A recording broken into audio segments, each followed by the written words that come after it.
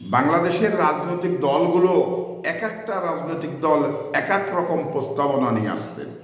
তো আসলে যে প্রস্তাবনাগুলো মানে গণমানুষের কাছে গ্রহণযোগ্য সেটা হয়তো মেনে নেওয়া যায়, কিন্তু অগ্রহণযোগ্য বিষয়গুলো যে জনগণের সামনে নিয়ে আসছেন, সংস্কার কমিশনের কাছে দাবি করছেন, তো এটা আসলে আমি মনে করি মানে এই সময়ে এগুলো করা ঠিক না।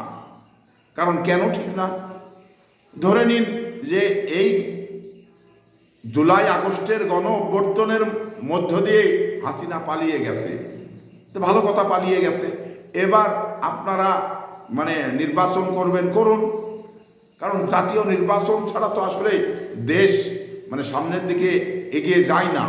তো এই জাতীয় নির্বাচন করার ক্ষেত্রে যে আপনাদের এত প্রতিবন্ধকতা সৃষ্টি করছেন, কারণ এই যে আইনগুলো এখানে চালু নেই সে আইনগুলো নিয়ে এসে আপনারা বলছেন যে আমরা প্রতিনিধিত্ব, পার্লামেন্টে প্রতিনিধিত্ব করতে চাই।